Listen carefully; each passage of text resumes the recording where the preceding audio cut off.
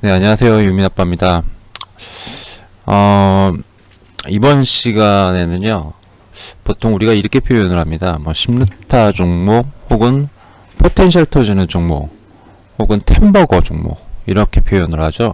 사실 10루타라는 게 없잖아요. 홈런이나 아니면 말로 홈런은 있어도 10루타라는 종목은 없는데, 이게 10배 이상 상승한 종목에 대해서 제 기억으로는 벤자민 그레미엄인가요? 예, 그분이 하신 말씀 표현이라고 기억하는데 잘 모르겠습니다. 기억은 안 납니다.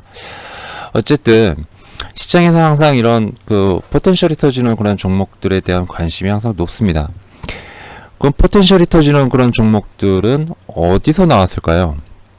이거를 과거의 사례를 통해 가지고 알아본다면 분명히 또 앞으로도 그렇게 포텐셜이 터질 만한 섹터를 우리는 찾을 수 있을 겁니다. 일단 그러면 과거에 제 기억 속에 남아있는 포텐셜이 터지는 그런 섹터들을 좀 찾아보면요. 일단 어떤 단기적인 어떤 이벤트나 기대감만 가지고 있는 테마들도 포함이 될 수 있어요. 근데 산업상 실제로 돈을 왕창 벌어서 엄청나게 폭풍 성장하는 그런 섹터에서 이 돈을 버는 그런 산업들 이런 쪽을 보는 게 맞다라고 했을 때 과거에는 이런 섹터들이 어떤 섹터가 있었는지 이제 이런 부분들을 좀 보려고 합니다. 자, 제 기억은 제가 주식 투자를 99년부터 했어요. 1999년. 1999년 하반기 정도부터 했는데 그때 당시 10배 이상 오른 종목들은 사실은 제 머릿속에 좀 각인이 돼 있는 것들이 있긴 있습니다만은 주로 이렇게 산업별로 포텐셜이 터지는 그런 섹터들을 위주로 해서 설명을 하고 또한 기대감만 가지고 이제 테마화돼 가지고 상승하는 그런 섹터들을 나눠본다라고 했을 때 크게는 이제 2000년대 2007년이죠. 2007년, 2004년 정도부터 대세 상승이 나왔어요. 4년간 엄청나게 큰 그런 상승세가 나왔었는데 이때 당시 일반 테마로 따지면 뭐 줄기세포 관련주라든지 아니면 나노 테마라든지 별의별 테마들이 다 나왔습니다. 그래서 적게는 10배에서 많게는 뭐 3, 40배까지 이렇게 상승했었던 그런 섹터들이 상당히 많았었죠. 자, 그 중에서 가장 대표적인 것은 바로 이제 그 조선주들이었죠. 조선주들. 조선주들에서 템버거가 터졌습니다. 이때 이제 현대미포조선이 제 기억상으로 40배 이상 상승을 했었던 그런 섹터로 기억을 하고 있어요. 자, 현대미포조선이 이때 당시 이렇게 강하게 상승했었던 여러 가지 요인들이 있었겠지만 가장 대표적인 거는 당연히 선박에 대한 수요, 대형 선박에 대한 수요가 굉장히 커졌다라는 거 이거겠죠. 그러니까 발주가 많이 늘어나고 수주가 많이 되고 그리고 또 공급도 많아졌을 겁니다. 이와 함께 국제유가가 상승을 하다 보니 당연히 해양 플랜트에 대한 니즈가 굉장히 커졌고 이 해양 플랜트까지 더해지면서 조선주들에서 포텐셜이 터졌다라고 정리될 수 있을 겁니다. 자, 그러면 왜 이런 현상이 나왔겠죠? 국제유가가 상승을 한다는 것은 그만큼 수요가 굉장히 많았다는 얘기고 수요가 굉장히 많으니까 해양 플랜트에 대한 발주가 굉장히 많아졌겠죠. 그죠? 그리고 선박, 대형 선박이 수요가 커졌다라는 건 그만큼 물동량이 많아졌기 때문에 그런 겁니다. 이거는 어디서 나오죠? 바로 중국 시장에서 나왔을 겁니다. 그죠? 중국이 본격적으로 개방을 하면서 중국 내에서의 어떤 폭발적인 물동량이 늘어나는 그런 것들이 계기가 됐겠죠. 그죠? 해서 엄청난 그런 상승이 나왔다라고 볼 수 있습니다. 자, 그러면 그 다음으로 포텐셜이 터진 거, 물론 뭐 이쪽 2006, 7년도에는 어떤 부분에서 터졌죠? 바로 신재생 에너지에서 터졌습니다. 뭐 당시 이제 풍력 발전, 이라든지 태양광 쪽이라든지 태양광보다는 그때 당시는 이제 풍력 쪽이 엄청나게 많이 날아갔습니다. 자, 이렇게 크게 상승했던 그러한 2010년대를 지나서 2010년대로 들어오면서 포텐셜이 터진 그런 케이스가 바로 기억들 하시는 분들 계실 거예요. 4대 천왕주다라고 해가지고 어마무시하게 이렇게 상승을 했었죠. 당시에 4대 천왕주 해서. 이때 당시 4대 천왕주다라고 하면은 차화정을 말합니다. 차화정. 예. 이 차화정이라고 그래가지고요. 차 쪽에서는 당연히 기아차가 그때 당시 갑이었고요. 그 다음에 화학 쪽에서는 LG화학, 그 다음에 정유 쪽에서는 뭐 당연히 뭐 SK라든지 아니면 SOE라든지 이런 쪽들이 2009년을 저점으로 해가지고 2011년도, 12년도까지 폭발적으로 그렇게 성장을 했습니다. 자, 이거는 도대체 뭐 때문에 이렇게 나왔을까요? 이때 당시 당연히 여기도 중국 때문에 나왔습니다. 예, 중국에서 대규모 시장 개방을 했죠. 그죠? 대규모 시장 개방을 하면서 그러면서 이쪽 이 중간재와 그 다음에 완성차 이런 부분들 중간 화학과 정유는 중간재에 해당하죠. 예, 이쪽 부분과 그 다음에 자동차 쪽에서 폭풍 성장한 그런 계기가 됐어요. 그래서 이쪽에서 포텐셜이 터졌습니다. 중국이 문호를 개방을 하면서. 자, 그러면 요 직후에 시장이 전체적으로 하락을 했어요. 코스피를 보면은 코스피나 코스닥이나 그 뒤로 이렇게 됐단 말이에요. 여기서 포텐셜이 과연 터진 섹터들이 있을까요? 두 가지가 있죠. 두 가지가 있습니다. 자, 이 두 가지를 갖다가 보여드리는데, 자, 앞서서의 포텐셜이 터졌던 큰 섹터, 조선, 그 다음에 조선과 또 뭐가 있죠? 여기에 얘네들뿐만 아니에요. 여러분들 지금 많이 보시는 두산인프라코어 같은 거 있죠? 이런 것들도요, 당시에 포텐셜이 터졌습니다. 엄청났어요. 예, 예, 보시면 요때 당시 포텐셜이 다 터졌었습니다. 자, 그런데 여기서 말씀드리고자 하는 거는 그 뒤에 이렇게 다들 하락하는 와중에 지수 자체로 보면은 사실은 지수 자체로 보면은 이렇게 생겼었거든요. 거의 정체 상태로 있었어요. 예, 코스닥과 코스피 모두요. 정체 상태에 있었습니다. 자, 이 기간 동안에 과연 있었느냐 이거예요. 완전히 답답한 그런 장이 연출됐죠. 이때 당시 두 개의 포텐셜이 터진 새로운 테마, 섹터가 있었으며 이 두 가지 섹터가 뭐냐. 하나는 2010년대 초반에 터졌고요. 하나는 초중반에 터졌습니다. 자, 그게 바로 뭐냐면요. 종목명을 쳐드리면은 그렇구나 라고 말씀하실 텐데 파트론이죠. 파트론. 예. 죄송합니다. 파트론이죠. 예. 파트론이 바로 요때였었어요. 예, 2009년도부터 시작해가지고 2010년으로 넘어오면서 2009년과 2010년에 이렇게 상승을 해줬는데, 자, 당시에 무슨 일이 있었죠? 기억하시는 분들 기억 아마도 있으실 텐데, 이때 당시 나왔던 게 바로 스마트폰이죠. 예, 아이폰의 3G S폰 기억들 하십니까? 예, 아이폰 3G S폰이 KT를 통해서 최초로 국내에 도입이 됐어요. 그죠? 예, 그러면서 본격적으로 스마트폰 시장이 개화됐죠. 그래서 삼성이 갤럭시 시리즈를 내놨고, 갤럭시 시리즈 나오기 전에 두 가지 모델이 나왔는데 두 가지 다 망했습니다. 그러면서 갤럭시 시리즈를 내놨고, 여기에서 스마트폰 부품주들이다 라고 한 종목들이 굉장히 크게 상승을 해줬습니다. 예, 그 중에 가장 대표적인 종목이 바로 파트론이라는 종목이죠. 파트론이라는 종목. 이때 당시 주도 대장주였다라고 볼 수 있습니다. 자, 이 스마트폰 부품주들이 이런 강세를 보였어요. 2013년. 자, 여기서 똑 하고 떨어진 이유가 뭔지 아십니까? 이런 것들도 상식적으로 알고 계시면 나중에 도움이 돼요. 뭐냐면요. 시장 침투율이에요. 시장 침투율. 예. 시장 침투율이라는 게 있는데, 이 시장 침투율이라는 게 보통 20% 정도, 20%, 나중에 전기차도 똑같을 거예요, 아마.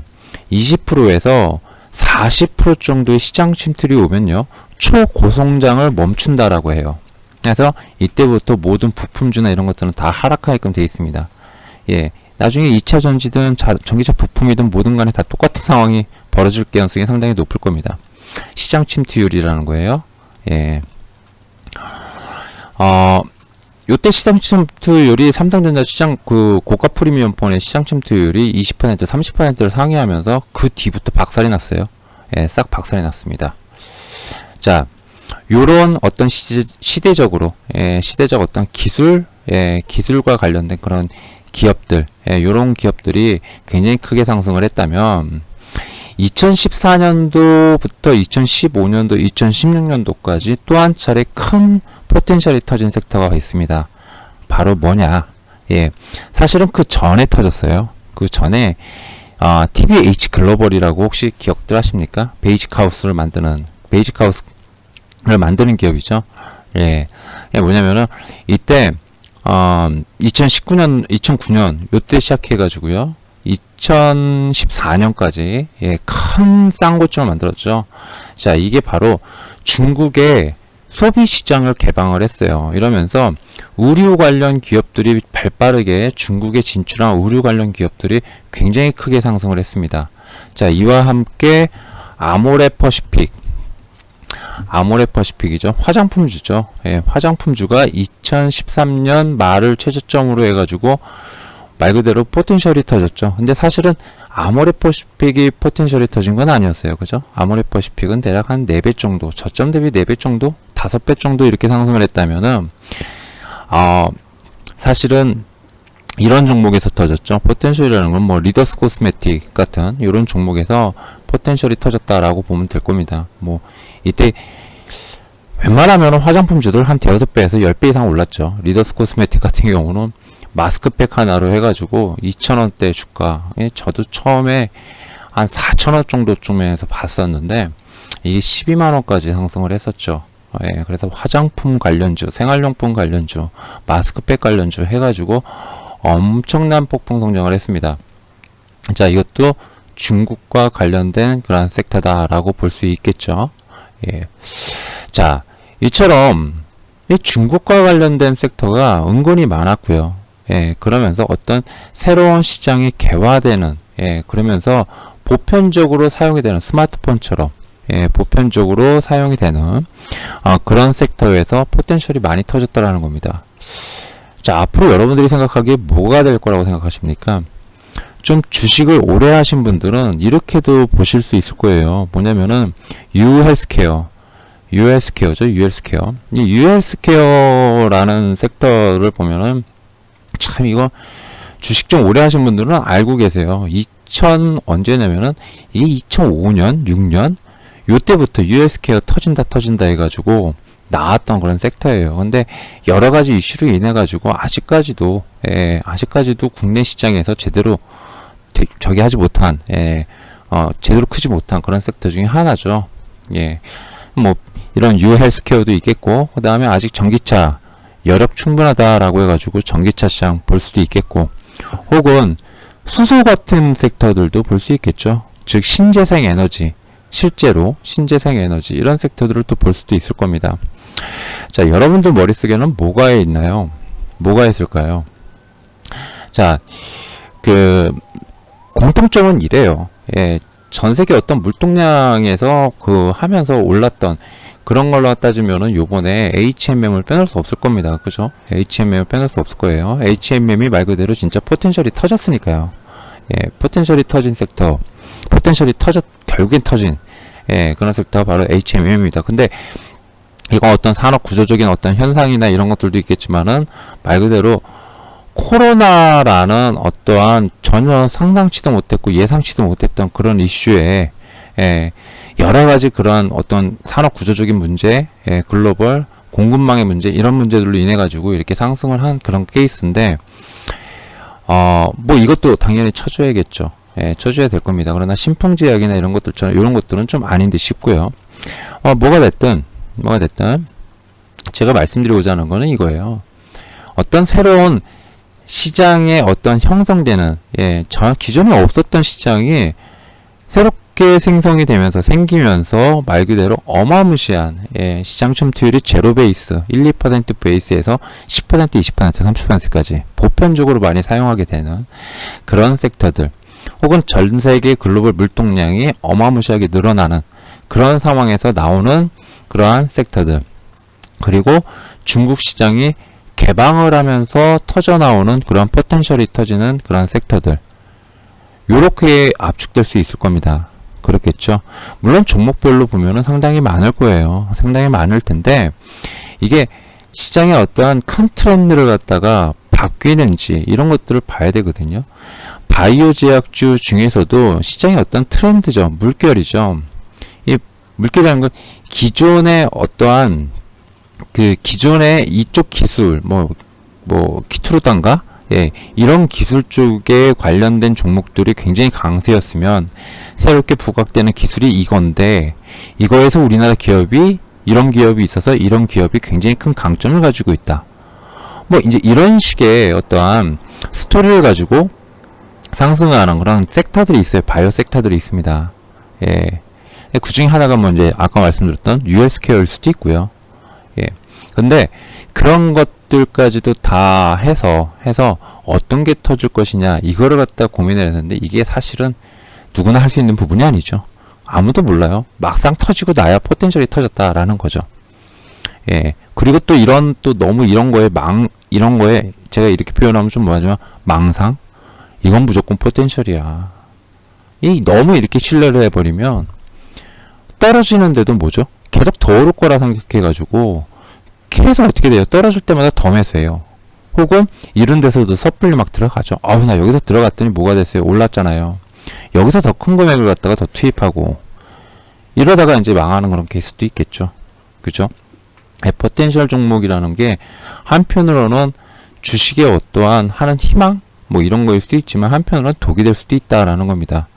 그럼에도 불구하고 제가 이 시점에서 이렇게 말씀드리는 거 뭐냐면은 2020년에 들어왔잖아요. 지금 2020년대에 들어왔잖아요. 그럼 2020년대에 걸맞는 어떠한 시대적 트렌드 변화나 아니면 정책이라든지 아니면 중국도 제가 계속 말씀드리지만 저번에 화장품에서도 말씀을 드렸죠. 화장품 쪽에서도 뭘 말씀드렸나요? 기존 화장품에도 포텐셜 터지겠습니까? 죽었다 깨어나도 안 터져요. 예, 기존에 터진 애들은 안 터집니다. 예, 여기서 터져봐요. 얼마나 터지겠어요. 그죠? 예. 근데 분명한 건 이런 거예요. 화장품에서 말씀드렸다시피 얼마 전 방송에서도 말씀드렸다시피 이런 거죠. 중국에서 가만히 있겠어요? 그죠? 저 G7이라는 곳에서 중국에 대한 엄청난 압박을 갖다 가하겠다. 예, 동맹국들과 함께 미국이 엄청난 압박을 가하겠다. 지켜만 보고 있을 중국이 아니라고요. 예, 그러면은 뭐죠? 예, 대응을 하겠죠. 대응을 하는데 어떻게 하냐면은 또 여기에 대응에 맞춰서 또 당근책도 계속 제시를 할 거라고요. 그렇잖아요. 그러다 보면은 당근책이라는 게 어떤 문호 개방, 어떤 시장 개방 이런 부분들이 될 수 있고 추가적인 시장 개방이 될 수 있고 이런 추가적인 시장 개방을 통해 가지고 또 새로운 어떠한 시장이 큰 시장이 또 열리게 되는 산업들이 분명히 있을 겁니다. 그러면 그런 섹터들을 잘 잡아내느냐 이런 부분이겠죠. 근데 분명한 거는 올해 하반기를 지나면서 하반기가 이제 목전에 다가왔죠. 이 하반기에 들어가면서 분명히 이런 섹터들이 보이기 시작할 거다라는 게 개인적인 생각입니다. 새롭게. 항상 시장은 그렇게 해왔었으니까요. 그리고 금리 인상 어차피 2023년이라고 그러잖아요. 2022년이 됐든 2023년이 됐든 아직 기간이 남아 있어요. 그 기간 동안에 분명한 거는 어떠한 포텐셜이 터지는 그런 섹터들이 나올 수 있다라는 거를 갖다가 한번 진지하게 고민해 봐야 될 시점이 아닌가라는 그런 생각이 듭니다. 그래서 G7에서 중국에 대한 압박이라는 뉴스도 제가 링크를 공유해 드렸고 했는데 이런 기사들이라든지 어떤 이런 현상들이라든지 아니면 각국 주요국들의 어떠한 정책이라든지 이런 부분들을 전체적으로 이렇게 쭉 봤을 때 분명히 이쯤에서 하나 터지겠다라는 이쯤에서 하나 둘 개 정도의 어떤 큰 섹터가 나오겠다라는 그런 생각이 들더라고요. 물론 2차 전지나 이런 데서 안 나오려는 법 없잖아요. 그런데 이미 굉장히 많이 올랐어요. 그죠? 이미 굉장히 많이 오른 섹터입니다. 12,000원짜리가 지금 103,000원 LNF뿐만 아니라 정말 많은 기업들이 포스코 케미칼도 마찬가지고요. 정말 많은 기업들이 정말 엄청나게 많이 올랐어요. 엄청나게 많이 올랐습니다. 얘들은 흔히 말하면 포텐셜이 터지고 있는 중이죠. 그죠? 여기 대비해서 10배가 오른다? 포텐셜 터졌네. 이게 아니죠. 여기 대비해서 포텐셜이 터졌다. 이렇게 봐야 되겠죠. 그죠? 그러니까 제가 말씀드리는 거는 어떠한 요 정도쯤에서 한 번 상승이 지난번에 한 번 상승이 나와서 좀 상대적으로 좀 큰 조정을 받은 다음에 그 다음에 이제 상승하는 그래야 좀 뭐 그런 적어도 그 정도는 돼야겠죠. 아니면 밑에서 움직이는 그런 게 있을까요? 밑에서 움직이는 하도 많이들 올라가지고 잘 모르겠습니다. 거기까지는. 근데 분명한 거는 있을 것 같다라는 겁니다. 그게 뭐가 된지는 모르겠지만 분명히 나올 것 같다. 차분하게 앞으로 하나둘씩 까보면서 공부를 해둘 필요가 있지 않나 라는 생각이 들더라고요. 해가지고 제가 방송을 한번 이렇게 가볍게 한번 만들어 봤습니다. 자, 이상 유민아빠였고요. 그런 섹터가 보일 때마다 틈틈이 방송 만들어서 올리고, 물론 저 같은 개인 나부랭이가 그걸 어떻게 맞추겠습니까? 그죠? 개인 나부랭이가 그걸 맞춘다는 건 정말로 진짜 소가 뒷걸음치다가 우연찮게 뭐 잡았다고 그러죠? 왜 갑자기 기억이 안 나지? 정말 우연찮게 맞출 수도 있을 겁니다. 근데 상상하고 분석해 보는 거는 얼마든지 할 수 있는 거잖아요. 그죠? 그러니까 이제 그거를 갖다 공부한 거를 갖다 공유해 드리는 거니까 참고하시기 바랍니다. 자, 이상 유민아빠였습니다. 감사합니다.